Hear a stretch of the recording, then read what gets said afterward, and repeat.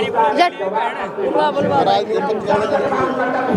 है मैम, क्या नाम हुआ आपका? श्रीमती सुनीता दुबे। कहाँ से हैं मैम आप?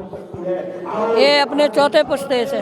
चौथे पुस्ते से। मैम आप लोग यहाँ पे सनातन बोर्ड की मांग के लिए इकट्ठा हुए हैं, क्या लगता है सरकार ये आपकी मांग पूरी करेगी? बिल्कुल करेगी। सरकार नहीं करेगी तो हम हिंदू करेंगे। यहाँ पे तो जन सैलाब नजर आ रहा है। हम हिंदू हैं और हिंदू रहेंगे और सनातन धर्म को लेके चलेंगे साथ लेके चलेंगे। अच्छा, राहुल गांधी जो बोलते हैं आरएसएस है जो हिंदुत्ववादी है, देश के लिए खतरा है, साबित हो सकता है आगे चलकर? क्यों खतरा होगा? क्या हिंदू ने चूड़ी बिछिया पहन रखे? हिंदू मरेगा, लड़ेगा, कटेगा, लेकिन सनातन धर्म को नहीं छोड़ेंगे। तो क्या कहेंगे? राहुल गांधी लगातार यही कहते हैं कि आरएसएस है वो देश के लिए खतरा है, आगे चल के और भी खतरा साबित हो सकता है। जब राहुल गांधी वायनाड जाते हैं तो पीएफआई के बारे में क्यों नहीं बताते हैं? पीएफआई का उनकी मम्मी के दहेज में इटली से आई थी क्या? बताओ ना, क्योंकि दहेज में पाकिस्तान दिया, दहेज में बकबोर्ड दिया, तो ये भी बता देना कि मम्मी के दहेज में आया था हैं इटली के लिए। आरएसएस आतंकी है। जब देश में विपदा आती है, आरएसएस तो आरएसएस देश के लाखों करोड़ों युवा जो स्वयं सेवी हैं वो सड़कों पे उतरते हैं।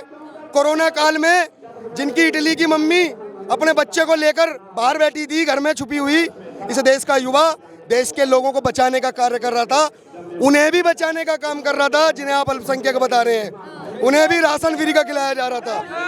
इस देश के अंदर फ्री का राशन, फ्री की सुविधाएं उनको पसंद है, और जब हम अपने अधिकार की बात करें तो उनको नापसंद क्यों है? ये पसंद और नापसंद केवल एक तरफा क्यों है? जब पसंद है और अधिकार सबका समान है तो सबकी पसंद समान होनी चाहिए ना। हमारी पसंद उपद्रवी हो गई क्योंकि हमने अपने देश की बात कर दी, और तुम्हारी पसंद शांति की हो गई। अरे तुम अपने आतंक को बढ़ावे को शहीद का दर्जा देते हो, हर आतंकी के जनाजे में पहुंचने का कार्य करते हो। ये देश की जनता नहीं देखती है, ये देश के नेता नहीं बताते हैं कि कैसे बुरहान वानी के जनाजे में जो मुसलमान उतरा था वो किसी शहीद के में उतरा था। हाँ उतरा था। उन मूर्खों की भीड़ के द्वारा बताया जाना बुरहान वानी को कि वो शहीद है। सालो तुम भी शहीद कहलाओगे जिस दिन भारत के विरोध में आओगे। एक एक जनाजे में जितने शामिल थे ना, सबको वहीं पहुंचाया जाएगा। आपका कहना है मुस्लिम है वो बीजेपी राज में कहीं ना कहीं खतरे में 2014 के बाद। अच्छा, कांग्रेस राज में हिंदू खतरे में नहीं था हैं? कांग्रेस की सरकार आई, पहली सरकार, देश में 10 लाख नरसंहार हो गया हिंदुओं का। 71 में कहाँ नरसंहार हुआ? बांग्लादेश में।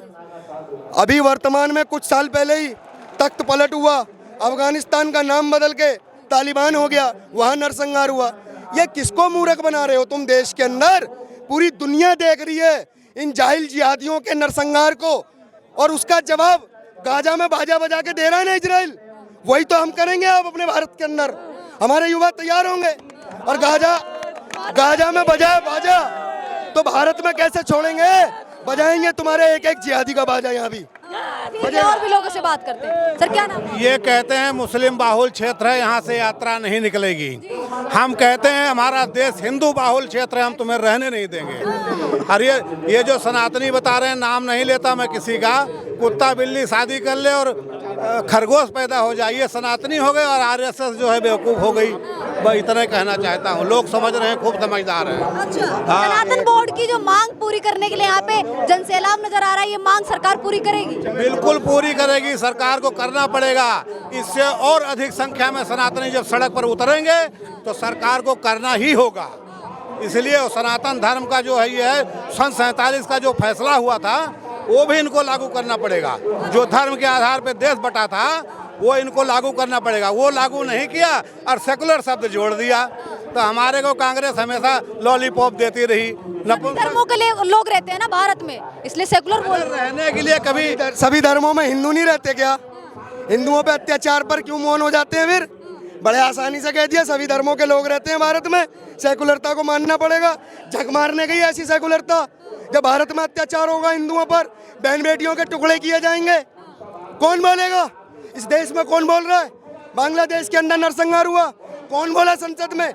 एक भी जनप्रतिनिधि बोला हो तो बताओ, कोई नहीं बोल रहा है। जब इस देश का बोल रहा है ना युवा, तो इस देश के गजवाए हिंद की सोच रखने वालों के मंसूबे डोल रहे हैं। अब उनको पता लग रहा है कि कुछ होने वाला है, और हाँ होने वाला है। गजवाए हिंद खत्म होने वाला है, भगवाए हिंद तुम्हारी छाती पे गड़ने वाला है। भगवा हिंद छाती पे गड़ने वाला है। ठीक है, आप लोगों ने देखी जनता की राय सनातन बोर्ड को लेके। जुड़े रहिए हमारे साथ, धन्यवाद।